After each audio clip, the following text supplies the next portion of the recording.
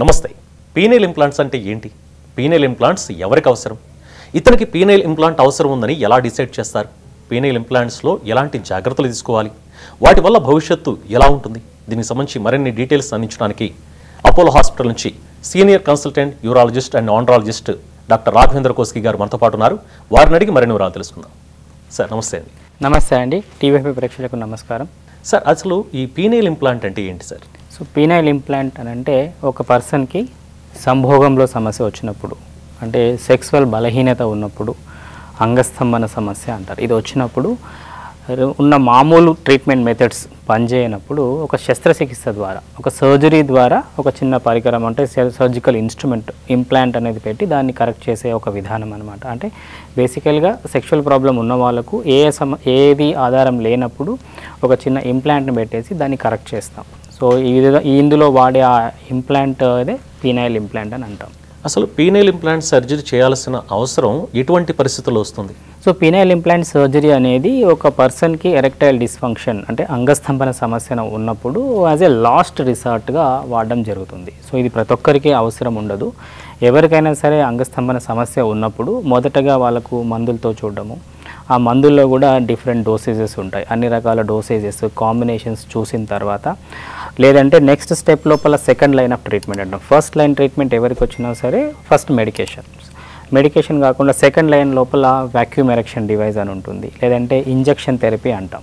ఐసీవాడ్ procedure అని చేస్తాం, self injections నేర్పిస్తాం వాళ్ళకు. అది కూడా అవ్వనప్పుడు, అది కాకుండా లేటెస్ట్గా వచ్చిన ఈ PRP procedures, shock wave therapy అనేవి, ఆ ఆప్షన్స్ కూడా ఎగ్జాస్ట్ అయిన తర్వాత పేషెంట్కి ఇంకా ఏది ఆధారం లేదు అని అనుకున్నప్పుడు అట్లాంటి వాళ్ళలో ఈ పీనైల్ ఇంప్లాంట్ సర్జరీ అనేది చేయడం జరుగుతుంది. ఈ గ్రూప్ ఆఫ్ పీపుల్ కాకుండా ఇంప్లాంట్ అనేది స్పెసిఫిక్గా ఎవరికి అవసరం ఉంటుంది అనేది ఎవ్రీవన్ షుడ్ నో దట్. ఎందుకంటే ఒక కండిషన్ ప్రయాపిజం అంటాం. ఆ ప్రయాపిజం అనే ఒక కండిషన్ లోపల ఆల్మోస్ట్ మోర్ దెన్ 24 అవర్స్ తర్వాత కనుక ట్రీట్మెంట్ అంత డిలే అవుతే వాళ్ళకు పర్మనెంట్గా ఎరెక్టైల్ డిస్ఫంక్షన్ వచ్చే అవకాశం ఉంటుంది. అలాంటి వాళ్ళకు వేరే మార్గం ఏమీ ఉండదు. కేవలం పీనైల్ ఇంప్లాంట్ ఒకటే మార్గం మళ్ళీ వాళ్ళ సెక్షువల్ లైఫ్ స్టార్ట్ చేయాలి అంటే. That is one condition. ఇంకొకటి పెనిస్ లోపల కొద్దిమందికి ప్లాక్స్ ఉంటాయి. అది పైరోనిస్ డిసీజ్ అంటాం. దానివల్ల బెండ్ రావడం కానీ, ఎరెక్షన్ ప్రాబ్లం కానీ రావడం కానీ, దానివల్ల వీనస్ లీక్ అనే ఒక కండిషన్ వస్తుంది. వీళ్ళకి కూడా వేరే మెడిసిన్స్ అంత గొప్పగా పనిచేయవు ఆ సిచ్యువేషన్కి వెళ్ళినప్పుడు. కాబట్టి అలాంటి వాళ్ళలో కూడా పీనైల్ ఇంప్లాంట్ సర్జరీ అనేది ఒక ఆధారం. ఇది కాకుండా కొద్దిమందికి ప్రాస్టేట్ సర్జరీ కానీ, రాడికల్ ప్రాస్టెక్టమీ అంటాం, లాప్రోస్కోపీ ద్వారా కానీ, రోబోటిక్ ద్వారా ప్రాస్టేట్ సర్జరీ చేసుకున్న వాళ్ళకు, లేదంటే రేడియేషన్ థెరపీ తీసుకున్న వాళ్ళకు, బ్లాడర్ సిస్టెక్టమీ అంటాం, బ్లాడర్ క్యాన్సర్ ఉండి దానికి సర్జరీ చేసుకున్న వాళ్ళు, అలా కాకుండా గ్యాస్ట్రిక్ సర్జరీస్, పెల్విస్లో జరిగే గ్యాస్ట్రిక్ సర్జరీస్ చేసుకున్న వాళ్ళకు ఈ పెనిస్కి బ్లడ్ సరఫరానిచ్చే న్యూరోవాస్కులర్ బండిల్ అని ఉంటుంది. అంటే nerves plus as well as blood vessels. వాటికి తెలియక ఇంజురీ జరిగినప్పుడు వాళ్ళకు కూడా ఆల్మోస్ట్ పర్మనెంట్గా ఎరెక్టైల్ డిస్ఫంక్షన్ వచ్చే అవకాశం మెజారిటీ ఆఫ్ ద పీపుల్స్లో ఉంటుంది. ఒకవేళ వాళ్ళు సర్జరీ టైంలో కనుక నర్వ్స్ స్పేర్ చేయలేకపోతే, క్యాన్సర్ అడ్వాన్స్డ్గా ఉండి, అట్లాంటి వాళ్ళకు కూడా మందులు కానీ మిగతా ట్రీట్మెంట్లు అంత గొప్పగా పనిచేయవు. మెజారిటీ ఆఫ్ ద పేషెంట్స్ అట్లాంటి వాళ్ళలో కూడా ఇంప్లాంట్ అనేది ఒక బెస్ట్ పాసిబుల్ ఆప్షన్గా ఉంటుంది. సో ఇలాంటి గ్రూప్ ఆఫ్ పీపుల్ లోపల ఖచ్చితంగా పీనైల్ ఇంప్లాంట్ సర్జరీ అనేది best possible option. Refractory ED అనే వర్డ్ యూజ్ చేస్తామంటే అవైలబుల్ ఉన్న అన్ని ట్రీట్మెంట్స్ వాడిన తర్వాత ఇంకా ఏది ఆధారం లేదు అనుకున్న ఒక పేషెంట్కి పీనైల్ ఇంప్లాంట్ సర్జరీకి తీసుకెళ్ళడం జరుగుతుంది. అంటే సహజంగా కొంతమందిలో ఒక డౌట్స్ ఉంటాయి. ఇప్పుడు షుగర్ పేషెంట్స్కి ఏదైనా దెబ్బ తగిలితే అది ముందుగానే జాగ్రత్త తీసుకోకపోతే ఆ లెగ్ తీసేయాల్సి వచ్చిందనో, కాలు తీసేయాల్సి వచ్చిందనో, పరిస్థితి విషమించిందనో అనే పరిస్థితుల్లో చాలా లాస్ట్ స్టేజ్కి వెళ్ళిపోతారు. ఈ పీనైల్ ఇంప్లాంట్ సర్జరీ అనేది ఎటువంటి పరిస్థితుల్లో దానికి దారితీస్తుంది? సపోజ్ శీఘ్రస్ఖలనం జాగ్రత్తలు తీసుకోకపోతేనో, దీర్ఘస్ఖలనం జాగ్రత్తలు తీసుకోకపోతేనో ఎటువంటి పరిస్థితుల్లో ఈ స్టేజ్కి వస్తారు? సో అంటే ఇది శీఘ్రస్ఖలనం కానీ దీర్ఘస్ఖలనం ఇలాంటి వాటికి ప్లస్ ఎరెక్షన్కి యూజువల్గా సంబంధం ఉండదు. అది ఒక సపరేట్ ఎంటిటీ. దాన్ని ఎజాక్యులేషన్ అంటాం. ఆ మెకానిజం వేరు. ఎరెక్షన్ మెకానిజం అంటే ఒక పెనిస్ లోపలికి ఒక బ్లడ్ ఫ్లో రావడం. ఒక పర్సన్కి నార్మల్గా ఎరెక్షన్ రావాలి అంటే blood vessels, nerves, hormones, even penis structure ఇవన్నీ కూడా ఇంటాక్ట్గా ఉండాలి. వీటి లోపల ఏ ప్రాబ్లం వచ్చినా కూడా అది స్లోగా ఎరెక్టైల్ డిస్ఫంక్షన్ అంటే అంగస్తంభనకు దారితీసే అవకాశం ఉంటుంది. ఇలాంటి పరిస్థితుల్లో లాస్ట్ స్టేజ్ వరకు వెళ్తున్నారు. అన్నీ ఎక్సర్సైజ్ చేసిన తర్వాత పని చేయని సందర్భంలో ఎస్పెషల్లీ డయాబెటిక్ పీపుల్ ఉంటారు. వాళ్ళ లోపల డయాబెటీస్ వల్ల ఎండోథీలియల్ డిస్ఫంక్షన్ అంటారు, అంటే బ్లడ్ వెజల్స్ లోపల చిన్న కణాలు సరిగ్గా పనిచేయకపోవడం వల్ల వాళ్ళకు బ్లడ్ ఫ్లో ఇష్యూస్ అనేవి మొదలవుతాయి. ఇనిషియల్ స్టేజ్లో ఉన్నప్పుడు మాత్రమే మెడిసిన్స్కి రెస్పాండ్ అవుతారు. అది అలా ప్రోగ్రెస్ అయ్యే కొద్దీ, షుగర్ ప్రోగ్రెస్ అయ్యే కొద్దీ, షుగర్ అన్కంట్రోల్గా ఉండే కొద్దీ కూడా వాళ్ళకు రెస్పాన్స్ రేట్స్ అనేవి తగ్గుతూ వస్తాయి. న్యూరలాజికల్ కండిషన్స్ అంటాం, ఎవరికైనా స్పైన్ రిలేటెడ్ సర్జరీస్ అయ్యాయి అనుకోండి, దానికి పెనిస్కి వచ్చే నర్వ్స్ కూడా వాళ్ళకు సరిగ్గా సిగ్నల్స్ పంపించవు. అలాంటప్పుడు కూడా వాళ్ళకు ఆ ఎరెక్షన్ ప్రాబ్లమ్స్ అనేవి సాధారణ పద్ధతుల లోపల రెస్పాన్స్ వచ్చే అవకాశం తక్కువగా ఉంటుంది. కాబట్టి వాళ్ళు కూడా ఇంప్లాంట్ సర్జరీ వైపు వెళ్ళే అవకాశం ఉంటుంది. కానీ ప్రతి ఒక్కరికి కూడా లాస్ట్ ఆప్షన్ కిందనే మనము ఈ ఇంప్లాంట్ సర్జరీ చేయాలి అనేది ఒక రూల్, ఒక డిక్టమ్ అనేది కాదు. కొద్దిమంది పేషెంట్స్ ఉంటారు, వాళ్ళ నీడ్స్ వేరుంటాయి.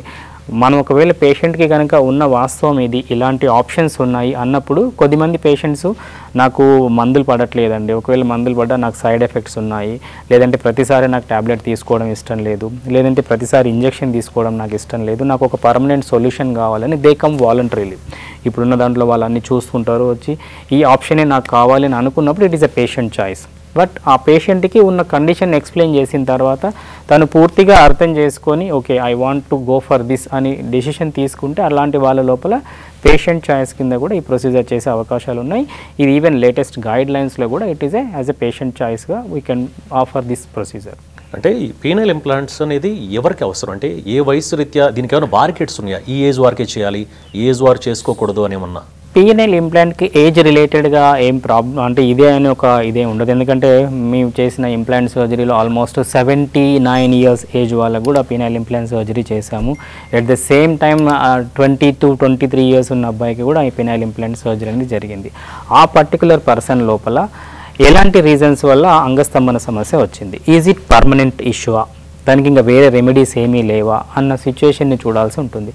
ఎస్పెషల్లీ ఎరెక్షన్ ప్రాబ్లం గురించి చూసినప్పుడు ఒక 30 ఇయర్స్ బిలో పీపుల్ని కనుక తీసుకుంటే వాళ్ళ లోపల దాదాపుగా 70 to 80% పీపుల్ లోపల సైకలాజికల్ ఈడీ, సైకోజెనిక్ ఈడీ అంటాం. వాళ్ళకున్న స్ట్రెస్ వల్ల కానీ, లైఫ్ స్టైల్ ఫ్యాక్టర్స్ కానీ, ఎక్సెసివ్ ఆల్కహాల్ స్మోకింగ్ కానీ ఇలాంటి వాటి వల్ల వచ్చే ఒక స్ట్రెస్ఫుల్ దానివల్ల ఎరెక్షన్ ప్రాబ్లమ్స్ వస్తాయి. వాటికి ప్రాపర్గా కౌన్సిలింగ్ చేసి వాళ్ళ లైఫ్ స్టైల్ చేంజెస్ కనుక చేసుకుంటే వాళ్ళకి ఇలాంటివి ఏమి అవసరం లేదు. ఇనిషియల్గా వాళ్ళకు ఒక కాన్ఫిడెన్స్ ఇవ్వడానికి మనం చిన్న మెడిసిన్స్ వాడిన తర్వాత కాన్ఫిడెన్స్ వచ్చేస్తే విల్ స్టాప్ ఎవ్రీథింగ్. అదే ఏజ్ గ్రూప్ పెరిగే కొద్దీ ఇలాంటివన్నీ వాళ్ళు ఆల్రెడీ దాటేసి ఉంటారు. కాబట్టి ఎల్డర్లీ ఏజ్కి వెళ్ళే కొద్దీ ఇంప్లాంట్ అవసరం అనేది ఎక్కువగా ఉంటుంది, ప్రొవైడెడ్ దే వాంట్ ఇట్, అంటే వాళ్ళ సెక్షువల్ నీడ్స్ ఇంకా ఉన్నాయి, we want to go head అనుకున్న వాళ్ళకు. సో ఇన్ జనరల్గా చెప్పాలంటే యంగ్ పేషెంట్స్ లోపల ఇంప్లాంట్స్ ఇన్సిడెన్స్ అనేది తక్కువ నీడ్ ఉంటుంది.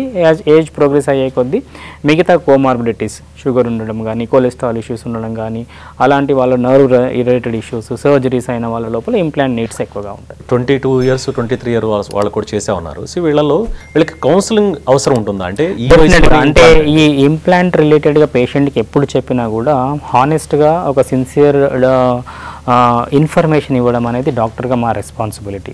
ఎందుకంటే ఎరెక్షన్కి సంబంధించినంత వరకు ఇది ఒక last resort and it is a permanent procedure. ఒక పర్సన్కి ఇంప్లాంట్ సర్జరీ చేసిన తర్వాత నాకు మళ్ళీ న్యాచురల్ ఎరెక్షన్ రావాలి అని అంటే రాదు. ఎందుకంటే పెనిస్ లోపల కార్పోరల్ సిలిండర్స్ అంటాం, కార్పోరా అంటాం. ఆ కార్పోరాని మేము డైలేట్ చేస్తాం. ఆ డైలేట్ చేసినప్పుడు దాంట్లో ఉన్న కార్పోరల్ టిష్యూ అంతా కూడా డ్యామేజ్ అవుతుంది. సో ఈ will be dependent on implant permanently. ఒకవేళ ఏదైనా ప్రాబ్లం వచ్చి ఆ ఇంప్లాంట్ తీసేసినా కూడా మళ్ళీ ఇంప్లాంట్ చేసుకుంటేనే తాను ఇంటర్కోర్స్ చేయగలడు, లేకపోతే సాధ్యమయ్యే అవకాశం ఉండదు. కాబట్టి దీని గురించి ప్రాపర్గా కౌన్సిలింగ్ చేసి దాని ప్రోస్ ఏంటి, కాన్స్ ఏంటి అని తెలుసుకున్న తర్వాత మాత్రమే ఇంప్లాంట్ సర్జరీకి వెళ్ళాల్సిన అవసరం ఉంటుంది. కావాలంటే ఇదేం ఎమర్జెన్సీ సర్జరీ కాదు, ఎప్పుడు కూడా వాళ్ళు టైం తీసుకొని కావాలంటే నలుగురు దగ్గర ఒపీనియన్ తీసుకొని they can go for the procedure. అంటే ఇంప్లాంట్ వేసుకున్నారు, పిల్లలకి ఎటువంటి సమస్యలు రావడం అనేది ఏమైనా జరుగుతుందా? లేదు, ఇంప్లాంట్కి సంబంధించినంత వరకు మనము డీల్ చేసేది ఇక్కడ ఎరెక్షన్ మెకానిజంతో మాత్రమే డీల్ చేస్తాం. ఎజాక్యులేషన్కి సంబంధం ఉండదు. కాబట్టి వాళ్ళ ఎజాక్యులేషన్ కానీ, వాళ్ళకున్న సెక్షువల్ డిజైర్స్ కానీ, ఆ భావప్రాప్తి ఆర్గజం అంటారు, వాటికి వీటికి ఏం సంబంధం ఉండదు. సో అది అలాగే ఇంటాక్ట్గా ఉంటుంది. వాళ్ళకు పిల్లలు పుట్టడానికి కానీ అవేమీ ప్రాబ్లమ్స్ ఉండే అవకాశం లేదు. ఈ ఎన్ని రకాలు ఉంటాయి పీనైల్ ఇంప్లాంట్లో? అసలు పీనైల్ ఇంప్లాంట్స్ లోపల 2 రకాలు ప్రధానంగా చెప్తామండి. ఒకటి సెమీ రిజిడ్ మ్యాలియబుల్ ఇంప్లాంట్స్ అంటాము, ఇంకొక రకము ఇన్ఫ్లేటబుల్ ఇంప్లాంట్స్ అంటాం. సో సెమీ రిజిడ్ మ్యాలియబుల్ ఇంప్లాంట్స్లో కూడా 2 పీస్ ఇంప్లాంట్ అని ఉంటుంది, 3 పీస్ ఇంప్లాంట్ అని ఉంటుంది. ఇది ఇన్ఫ్లేటబుల్లో వస్తుంది. ఇన్ఫ్లేటబుల్లో మళ్ళీ 2 పీస్ అండ్ 3 పీస్ ఇంప్లాంట్స్ ఉంటాయి. అంటే ప్రధానంగా 2 రకాలు చెప్పుకోవచ్చు, 2 piece implant and 3 piece implant.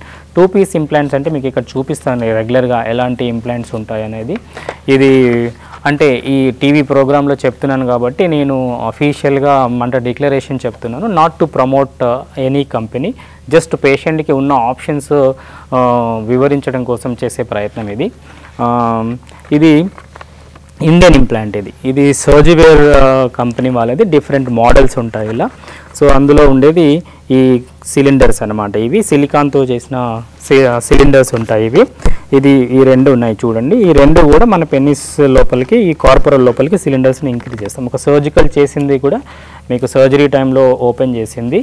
This is exactly how it looks. మేము ఇంప్లాంట్ని ఒక సెలైన్ లోపల యాంటీబయాటిక్ దీంట్లో పెట్టున్నాం అనమాట సర్జరీ చేసే టైంలో. ఇది ఇండియన్ ఇంప్లాంట్, షా ఇంప్లాంట్. ఇది cheaper version and it is a versatile implant. ఇది చీప్ ఉంది కదా అని చెప్పేసి మనం దీన్ని తక్కువగా చూడాల్సిన అవసరం లేదు. It is a best possible implant. అంటే దీన్ని మనం ఎవరికి వేరే ఇంప్లాంట్స్ చేయని సందర్భంలో కూడా మనం ఈ ఇంప్లాంట్ని చేసే అవకాశం ఉంటుంది.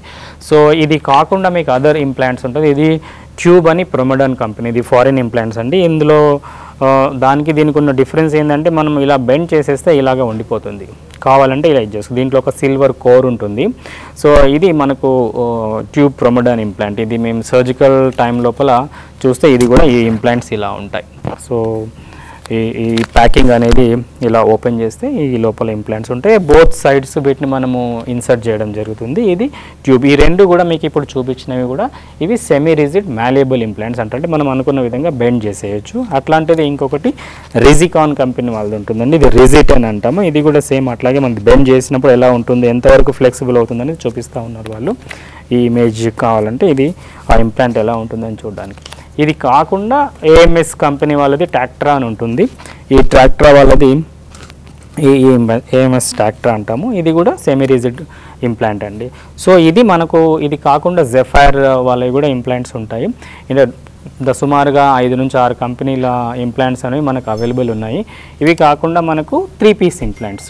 ఈ 3 పీస్ ఇంప్లాంట్ లోపల ఇక్కడ ఇది రిజికాన్ కంపెనీ వాళ్ళది. ఇక్కడ చూడండి, ఇందులోపల 2 సిలిండర్స్ ఉంటాయి. ఇది ఒక పంప్ ఉంటుంది, ఇది ఒక రిజర్వాయర్ అంటారు. ఈ రిజర్వాయర్ ఏమో మనకు బ్లాడర్ వెనకాలకు వెళ్తుంది. ఈ పంప్ ఏమో వృషణాల దగ్గర పక్కన ఉంటుంది, స్క్రోటమ్ పంప్ అంటాము. ఈ రెండు కూడా పెన్నిస్లోకి వెళ్తాయి. మనము ఎప్పుడైతే ఈ పంప్ని ప్రెస్ చేస్తామో ఇక్కడున్న ఈ సెలైన్ అనేది ఇలా వచ్చేసి ఈ సిలిండర్స్ లోపలికి వస్తుంది. దాని ద్వారా మనకు పెన్నిస్ ఎరెక్షన్ అనేది వస్తుంది. ఇక్కడ ఒక బటన్ ఉంటుంది. మనం ఈ బటన్ని ప్రెస్ చేసినప్పుడు ఈ ఫ్లూయిడ్ మళ్ళీ మనం చేతితో ప్రెస్ చేస్తే ఈ ఫ్లూయిడ్ ఇలా రివర్స్ వెళ్ళి రిజర్వాయర్లోకి వెళ్తుంది. అంటే ఒక పర్సన్కి న్యాచురల్ ఎరెక్షన్కి దగ్గరగా ఉండే ఎరెక్షన్ని మనం ఇవ్వగలగాలి అని అనుకుంటే this is the best possible implant. ఈ 3 పీస్ ఇంప్లాంట్ అనేది ఈ రిజికాన్ కంపెనీ నుంచి ఉండేది. ఇలాగే ఈ ఏఎంఎస్ 700 అంటారు, ఇది బోస్టన్ సైంటిఫిక్ వాళ్ళది. ఇది కూడా సేమ్, ఇది పంపు, ఈ సిలిండర్స్, ఇక్కడ రిజర్వాయర్, పంపు, ఇక్కడ సిలిండర్స్ ఉంటాయి సేమ్. సో కాకపోతే ఇది డిఫరెంట్ కంపెనీ. ఇది సర్జికల్ టైంలో తీసిన ఫోటోగ్రఫీ. ఇది ఒక రిజర్వాయర్ని ప్రిపేర్ చేసే విధానము, ఎలా ప్రిపేర్ చేస్తాము సర్జరీకి ఇన్సర్ట్ చేయడానికి. సో ఇలా రకరకాల ఇంప్లాంట్స్ ఉంటాయి. అంటే ప్రధానంగా పేషెంట్స్ తెలుసుకోవాల్సింది ఏంటంటే ఈ ఇంప్లాంట్ సర్జరీకి వెళ్ళేటప్పుడు వాళ్ళ ఫైనాన్షియల్ స్టేటస్ ఏంటి, వాళ్ళ సెక్షువల్ నీడ్స్ ఎలా ఉన్నాయి. సో కొద్దిమందికి కన్సీల్మెంట్ ఇష్యూ ఉంటుంది, కొద్దిమంది కన్సీల్మెంట్ అంత ప్రాబ్లం ఉండదు, కొద్దిమంది ఫైనాన్షియల్గా ఇబ్బందులు ఉంటాయి. సో ఆ ఆప్షన్ చూస్ చేసుకొని ఉన్న వాటిల్లో బెస్ట్ పాసిబుల్ ఆప్షన్కి వెళ్ళొచ్చు. ఇది పర్టికులర్ ఈ కంపెనీ వెళ్ళాలని ఏం లేదు, దేని అడ్వాంటేజెస్ దానికి ఉన్నాయి. ఇది వాళ్ళు ఎక్స్ప్లోర్ చేసి చూస్ చేసుకోవచ్చు. ఏ డాక్టర్ అయినా కూడా వాళ్ళకి మల్టిపుల్ ఆప్షన్సే ఇస్తారు కాబట్టి it is a patient choice. మరి ఇంత ఖర్చుతో కూడుకున్న ట్రీట్మెంట్ ఇది, దీనికి సంబంధించి అది డబ్బులు చాలా ఎక్కువ ఖర్చు అవుతూ ఉంటుంది. మరి వీటికి వారంటీలు కానీ గ్యారంటీలు కానీ ఇన్సూరెన్స్? సో ఈ 2 పీస్ ఇంప్లాంట్స్ రిలేటెడ్గా వారంటీ ఏమి ఉండదు, ఎందుకంటే వాటిలో ఏం ప్రాబ్లమ్స్ రావు ఆ ఇంప్లాంట్స్ లోపల. అన్లెస్ అంటిల్ ఏదైనా ఇన్ఫెక్షన్ వస్తే తీసేయడము, సర్జికల్ టైంలో ఏదైనా ప్రాబ్లమ్స్ వస్తే ఆ ఇంప్లాంట్ పాడవడమే తప్ప పర్సే ఇంప్లాంట్కి ఏం ప్రాబ్లం రాదు. ఎందుకంటే వీటిలో మెకానిజం ఏమీ లేదు. చూసారు కదా మీరు, ఇలా ఉంది, ఇలా బెండ్ చేసి ఇలా అవుతుంది, లేదంటే ఇలా ఉంటుంది అంతే. ఇందులో మెకానిజం ఏం లేదు. సో కాబట్టి వీటిలో ప్రాబ్లమ్స్ వచ్చే అవకాశాలు తక్కువ. అంటే mechanical problem, implant related problems చాలా తక్కువ. ఏదైనా ఇన్ఫెక్షన్స్ రావచ్చు పేషెంట్కి, సర్జికల్ టైం లోపల పర్ఫరేషన్ అంటాము, లేదంటే యూరెథ్రల్ ఇంజురీస్ అంటాము. అలాంటివి ఏదైనా వస్తే ఆ ఇంప్లాంట్స్ వేస్ట్ అయిపోతుంది, ఒకసారి ఓపెన్ చేసిన తర్వాత మళ్ళీ వాడలేం. కాకపోతే పర్సే ఇంప్లాంట్ వల్ల ప్రాబ్లమ్స్ రావు. కానీ ఇందులోపల చూసారు కదా మీకు మల్టిపుల్ కనెక్షన్స్ ఉన్నాయి. సో ఇందులోపల ఇందులో కూడా చూసినా కూడా మీకు మల్టిపుల్ కనెక్షన్స్ ఉన్నాయి. సో ఈ కనెక్షన్స్ దగ్గర ఎక్కడైనా సరే ఒక కనెక్షన్ లూజ్ అయిపోయింది అనుకోండి, అక్కడ ఇది మొత్తం అంతా ఎయిర్ టైట్ సిస్టమ్, ఇది అంటే వాటర్ టైట్ సిస్టమ్. ఇక్కడ ఎక్కడ కూడా పనిచేయకపోయినా, పంప్ సరిగ్గా పనిచేయకపోయినా, ఈ పంప్ సరిగ్గా పోయినా, బటన్ సరిగ్గా పనిచేయకపోయినా, రిజర్వాయర్ ప్రాపర్గా ఇన్ఫ్లేట్ డిఫ్లేట్ అవ్వకపోయినా, సిలిండర్స్ ప్రాపర్గా ఇన్ఫ్లేట్ డిఫ్లేట్ అవ్వకపోయినా కూడా ఇది మొత్తం పాడైపోతుంది. కాబట్టి దీన్ని మనం తీసేయవలసి ఉంటుంది. ఫార్చునేట్గా ఏంటంటే ఇవన్నీ కూడా మల్టీనేషనల్ కంపెనీస్ కాబట్టి 4 to 5 years వరకు వారంటీ ఇస్తారు. ఆ లోపల మనం ఏదైనా ప్రాబ్లం వస్తే ఆ ఇంప్లాంట్ని మనం ఉన్న పాత ఇంప్లాంట్ తీసేసి వాళ్ళకి పంపించేస్తే వాళ్ళు రీప్లేస్ చేస్తారు. అలాగే ఈ ఇంప్లాంట్ సర్జరీ అనేది ఎలా చేస్తారు? చేసిన తర్వాత ఈ ఇంప్లాంట్ యాక్టివ్ ఎంత టైం పడుతుంది? సో ఈ ఇంప్లాంట్ సర్జరీ అనేది ప్రాపర్గా ఎవాల్యుయేషన్ అయిన తర్వాత, షుగర్ ఉంటే షుగర్ కంట్రోల్, యూరిన్ ఇన్ఫెక్షన్స్ ఏమైనా ఉంటే వాటిని ప్రాపర్గా ట్రీట్ చేసిన తర్వాత పేషెంట్కి ఎలెక్టివ్గా ఐడియల్గా ఫస్ట్ సర్జరీ కింద ప్లాన్ చేస్తాం ఆ డే రోజు. పేషెంట్కి ఇన్ఫెక్షన్స్ తక్కువ ఉంటాయని చెప్పేసి. సో అది స్పైనల్ అనస్థీషియాలో చేసుకోవచ్చు, దాన్ని రీజనల్ అనస్థీషియా అంటారు. హాఫ్ ఆఫ్ ద అనస్థీషియా తీసుకోవచ్చు. లేదు మేము ప్రశాంతంగా ఉంటాం, ఏ డిస్టర్బెన్స్ వద్దు అనుకుంటే పేషెంట్ ఫుల్ అనస్థీషియాలో కూడా తీసుకోవచ్చు. ఇది పేషెంట్ చాయిస్. సో ఏదైనా అనస్థెటిస్ట్ చాయిస్, దాన్ని బట్టి ఆ పేషెంట్ కండిషన్ని బట్టి వాళ్ళు డిసైడ్ చేసుకుంటారు ఏ అనస్థీషియాలో అనేది. తర్వాత ఇక్కడ ఇన్సిషన్ అనేది వృషణాలకి తర్వాత పురుషాంగానికి జంక్షన్ ఉంటుంది, దాన్ని పీనోస్క్రోటల్ జంక్షన్ అంటారు. అది జాయిన్ అయ్యే చోట అక్కడ ఇన్సిషన్ ఇస్తాం. ఒక అరౌండ్ 3 to 5 centimeters ఇన్సిషన్ ఉంటుంది. ఆ ఇన్సిషన్ అలా డీపెన్ చేసిన తర్వాత లోపల ఉన్న 2 సిలిండర్స్, కార్పోరల్ సిలిండర్స్ అంటాం. అంటే మనం ఈ పినైల్ ఇంప్లాంట్ని పెనిస్లో ఉన్న కార్పోరల్ సిలిండర్స్ లోపలికి ఈ పినైల్ సిలిండర్స్ పెడతాం. సో అక్కడ చేసిన తర్వాత చిన్న కట్ చేస్తాం. కట్ చేసి దాంట్లో డైలటేషన్ చేస్తాం. అంటే ఈ సిలిండర్ వెళ్ళడానికి ఒక స్పేస్ క్రియేట్ చేస్తాం. ఆ స్పేస్ క్రియేట్ చేసిన తర్వాత ఎగ్జాక్ట్గా సైజ్ మెజర్మెంట్స్ ఉంటాయి. ఈ పేషెంట్కి ఎంత సైజ్ సరిపోతుంది, లెంత్ ఎలా ఉంది, తర్వాత విడ్త్ ఎలా ఉంది, డయామీటర్ ఎలా ఉంది, దాన్ని బట్టి ఈ ఇంప్లాంట్ని సెలెక్ట్ చేయడం జరుగుతుంది. ఒకసారి ఈ డైలటేషన్ అయిన తర్వాత మెజర్మెంట్ చేసుకొని ఆ మెజర్మెంట్ ప్రకారము వాళ్ళు సెలెక్ట్ చేసుకున్న కంపెనీ దాని నుంచి మనం ఆ ఇంప్లాంట్ సెలెక్ట్ చేయడం జరుగుతుంది. అది ఇన్సర్ట్ చేస్తాం. అంటే ఇది సర్జరీ అంతా అయిపోయిన తర్వాత యాక్టివ్ టైం వాళ్ళకు యూజువల్గా పేషెంట్స్కి ఫాలోఅప్ కూడా ఎలా ఉంటుందంటే యూజువల్గా నెక్స్ట్ డే కానీ 2 days తర్వాత కానీ డిపెండింగ్ అపాన్ ద ఇంప్లాంట్ పంపించేస్తాం. ఇప్పుడు మొన్న సర్జరీ చేస్తాను ఆ పేషెంట్ని ఈరోజు పంపించేసాను. సో అది సెమీ రిజిడ్ ఇంప్లాంట్కి వెళ్ళిన పేషెంట్. అట్లా 3 pieces చేసుకున్న వాళ్ళని అట్లీస్ట్ 48 hours ఉంచుతాం మేము మా ప్రోటోకాల్ ప్రకారం. చూసి ఊండంత జాగ్రత్తగా ఉంది అనుకున్నప్పుడు పంపించేస్తాము. అది యాక్టివేట్ అవ్వడానికి యూజువల్గా 4 weeks టైం పడుతుంది. ఇండియన్ ఇంప్లాంట్స్ అయినా ఈ సెమీ రిజిడ్ ఇంప్లాంట్స్లో కూడా మినిమం 3 to 4 weeks తర్వాత ఊన్ ప్రాపర్గా హీల్ అయిందని చెక్ చేసుకున్న తర్వాత వాళ్ళకి చెప్తాం దే కెన్ గో హెడ్ అని. ఒకవేళ ఈ 3 piece ఇంప్లాంట్కి వెళ్ళిన వాళ్ళు కూడా మధ్య మధ్యలో సైక్లింగ్ స్టార్ట్ చేస్తాం, ఇంప్లాంట్ని యాక్టివేట్ చేయడం అది ఆ పంప్ని. సో అది యాక్టివేట్ అయిన తర్వాత మేబీ వాళ్ళకు కూడా 4 to 6 weeks మ్యాక్సిమం టైం లోపల వాళ్ళు మళ్ళీ సెక్షువల్గా యాక్టివ్ అయ్యే అవకాశం ఉంటుంది. అంటే అలాగే ఈ పీనియల్ ఇంప్లాంట్ వలన అంగం సైజ్ పెరుగుతుందా? పేషెంట్ వచ్చి నాకు ఇంత సైజ్ కావాలి అని సెలెక్ట్ చేసుకునే అవకాశం ఉందా? లేదు. పీనియల్ ఇంప్లాంట్ రిలేటెడ్గా ఇది చాలా ఇంపార్టెంట్ క్వశ్చన్ అండి. ఎందుకంటే చాలా మందికి ఒక అపోహ ఉంటుంది, నాకు అంగం సైజ్ చిన్నగా ఉంది, సర్జరీ చేసేస్తే పీనియల్ ఇంప్లాంట్ పెట్టేస్తే సైజ్ పెరుగుతుందేమో అని అనుకుంటారు. ఎప్పుడైనా సరే పురుషునికి న్యాచురల్గా వచ్చే ఎలాస్టిసిటీ వల్ల వచ్చే ఎరెక్షన్ అనేది, ఆ బ్లడ్ ఫ్లో వల్ల వచ్చే ఎరెక్షన్ అనేది that is the best possible erection. దానివల్ల లెంత్ కానీ విడ్త్ కానీ that is the best maximum possible అనేది న్యాచురల్గా వచ్చేది. ఈ ఇంప్లాంట్ సర్జరీలో మనం ఓన్లీ ఒక కార్పోరల్ టిష్యూని డైలేట్ చేస్తున్నాం. దాన్ని ఒక స్ట్రెచ్డ్ పీనైల్ లెంత్ అంటాం. మామూలుగా ఎగ్జామినేషన్ చేసేటప్పుడు చెప్తాం పేషెంట్స్కి, వాళ్ళ ఫిజికల్ ఎగ్జామినేషన్ చేస్తున్నప్పుడు ఇక్కడ బ్లాడర్ దగ్గర ఉన్న ప్యూబిక్ బోన్ నుంచి పెనిస్ టిప్ వరకు ఒక లెంత్ మెజర్ చేస్తాం. ఆ లెంత్ మెజర్ చేసినప్పుడు ఎంత లెంత్ ఉంటుందో అంత లెంత్ మాత్రమే వస్తుంది పీనైల్ ఇంప్లాంట్ లోపల. ఎందుకంటే ఒక రిజిడ్ స్ట్రక్చర్ ఇది. ఈవెన్ ఇన్ఫ్లేటబుల్ ఇంప్లాంట్స్ లోపల LGX మోడల్స్ అని ఉంటాయి, అంటే లెంత్ గర్త్ ఎక్స్పాన్షన్ అంటారు. వాటిల్లో కూడా మార్జినల్ ఎక్స్పాన్షన్ ఉంటుందే తప్ప రిమార్కబుల్ చేంజెస్ అయితే ఉండవు. పేషెంట్ న్యాచురల్ ఎరెక్షన్స్ కంటే కూడా ఎక్కువైతే రాదు. సో అది అందరూ గుర్తుపెట్టుకోవాల్సిన విషయం. అలాగే పీనైల్ ఇంప్లాంట్ తర్వాత మనకి వీర్యం సహజంగా వస్తుందా? పీనైల్ ఇంప్లాంట్కి ఇంతకుముందు చెప్పినట్టు సో వీర్యంకి మన ఈ మెకానిజమ్స్ 2 వేరు కాబట్టి వీర్యం సహజంగానే వస్తుంది. వాళ్ళకి ఆ భావప్రాప్తి ఆర్గాజ్మిక్ ఎక్స్పీరియన్స్ కూడా ప్రాపర్గానే ఉంటుంది కాబట్టి దాని గురించి వరి అవ్వాల్సిన అవసరం ఉండదండి. కాకపోతే ఈ పీనైల్ ఇంప్లాంట్ కొద్దిమంది అనుకుంటారు అంటే పీనైల్ ఇంప్లాంట్ సర్జరీ చేసుకుంటే శీఘ్రస్ఖలనానికి కూడా ఇది ఒక ట్రీట్మెంట్ అవుతుందేమో అని. శీఘ్రస్ఖలనానికి ఇది పీనైల్ ఇంప్లాంట్ అనేది ట్రీట్మెంట్ కాదు. కాకపోతే వాళ్ళు శీఘ్రస్ఖలనం అయిన తర్వాత మామూలుగా న్యాచురల్ పర్సన్ లోపల ఎరెక్షన్ తగ్గుతుంది, వీళ్ళ లోపల ఎరెక్షన్ ఉంటుంది ఇంప్లాంట్ వల్ల కాబట్టి they can perform longer duration. కానీ సేమ్ సాటిస్ఫాక్షన్ లెవెల్ ఉంటుంది అని మాత్రం మేల్కి చెప్పలేరు. పీనల్ ఇంప్లాంట్ తర్వాత పిల్లలు సహజంగా పుట్టడం ఏ వయసు వరకు అయినా జరుగుతుందా, లేదా దీనివల్ల సైడ్ ఎఫెక్ట్స్ ఎలా ఉంటాయి? సో దీనికి ఇంప్లాంట్ రిలేటెడ్గా మేజర్గా సర్జికల్ రిలేటెడ్గా చూసినప్పుడు మేజర్ సైడ్ ఎఫెక్ట్స్ అనడం కంటే సర్జికల్ కాంప్లికేషన్స్ అనేవి పేషెంట్స్ తెలుసుకోవాల్సిన అవసరం ఉంటుంది. ఇది అందరికీ జరగకపోవచ్చు, మేబీ ఒక లెస్ దెన్ 5% మ్యాక్సిమం పీపుల్ లోపల ఇలాంటివి రావచ్చు. సర్జరీ చేస్తున్న టైంలోనే డైలటేషన్ చేస్తున్నప్పుడు ఒక కార్పోరా నుంచి ఇంకొక కార్పోరాకే వచ్చు, కార్పోరల్ పర్ఫొరేషన్ అంటాం. అది ప్రాక్సిమల్ అంటే వెనక్కి జరగవచ్చు, ఇటు డిస్టల్ ఇటు సైడ్ కూడా జరగవచ్చు. ఇంప్లాంట్ చేస్తున్నప్పుడు ఈ ఇంప్లాంట్ ఉంది కదండి, ఈ పోర్షన్ని ప్రాక్సిమల్ పోర్షన్ లోపలికి వెళ్తుంది, ఇది డిస్టల్ పోర్షన్ అంటాం. ఇది ఇలా డైలేట్ చేస్తున్నప్పుడు ఇది సైడ్కి వెళ్ళొచ్చు, లేదంటే ఇటు సైడ్ వెళ్ళొచ్చు. కింద ఇలా ఇంప్లాంట్స్ ఇలా పైన వస్తున్నప్పుడు కింద యురెత్రా ఉంటుంది. సో ఆ యురెత్రల్ ఇంజురీ జరగవచ్చు, అంటే కార్పోరల్ పర్ఫరేషన్, యురెత్రల్ ఇంజురీస్.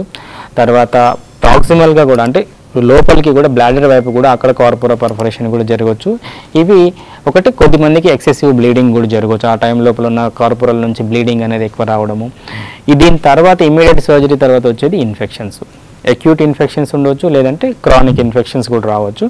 ఆ తర్వాత కొన్ని డిఫార్మిటీస్ అంటాం.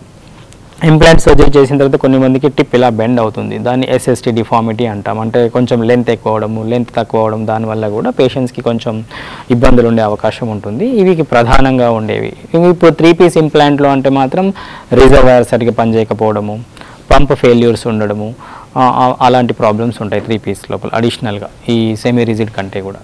ఓకే, రిజర్వాయర్లో చిన్న ఇష్యూ ఏమైనా ఉన్నా కూడా కంప్లీట్ మొత్తం అంటే ఉన్న కండిషన్ని బట్టి కొన్ని సందర్భాల లోపల ఓన్లీ రిజర్వాయర్ని రీప్లేస్ చేసే అవకాశం ఉంటుంది, కొన్ని సందర్భాలలో కంప్లీట్ ఇంప్లాంట్ కూడా రీప్లేస్ అవ్వాల్సి వస్తుంది. అది ఆ పర్టికులర్ పేషెంట్ కండిషన్ని బట్టి చూస్తాం. అసలు ఈ పీనల్ ఇంప్లాంట్ ఒకసారి ఇన్సర్ట్ చేసిన తర్వాత ఎన్ని సంవత్సరాలు పనిచేస్తుంది? సో పీనల్ ఇంప్లాంట్స్ అనేవి మనం వాడుతున్న ఇంప్లాంట్స్ని బట్టి 10 years నుంచి ఆల్మోస్ట్ 25-30 years వరకు ఉండొచ్చు. రీసెంట్గా ఒక పేషెంట్ వచ్చాడు, ఎల్డర్లీ పర్సన్, ఆయనకి ఇంప్లాంట్ అంతా ప్రాపర్గానే ఉంది కానీ తన సాటిస్ఫాక్షన్ లెవెల్స్ తగ్గిపోయాయి ఇంత ముందు కంటే. ఎప్పుడు సర్జరీ చేశారంటే దాదాపుగా 43 years బ్యాక్ సర్జరీ చేశారు తనకు. సో ఇంప్లాంట్ కంప్లీట్గా ఇంటాక్ట్గా ఉంది, ఎలాంటి ఇంప్లాంట్ ప్రాబ్లం లేదు, తను మానసికంగా ఫీల్ అవుతున్నారు. సో అంత లాంగ్ డ్యూరేషన్ సక్సెస్ అయిన పేషెంట్స్ కూడా ఉన్నారు. సో ఇంప్లాంట్ సక్సెస్ డ్యూరేషన్ అనేది ఈచ్ ఇండివిజువల్కి వేరీ అవ్వచ్చు, బట్ ఇన్ జనరల్గా మోర్ దెన్ 10 years వరకు ఇంప్లాంట్స్ అనేవి బాగానే ఉంటాయి. ఇప్పుడు ఆల్మోస్ట్ సర్జరీ చేసి కూడా దాదాపుగా 10 years అయిన పేషెంట్ 2014లో సర్జరీ చేసిన పేషెంట్స్ కూడా ఇప్పటివరకు ఎలాంటి ప్రాబ్లమ్స్ లేకుండా they are happy now. Okay, thank you doctor గారు. థ్యాంక్ యూ అండి.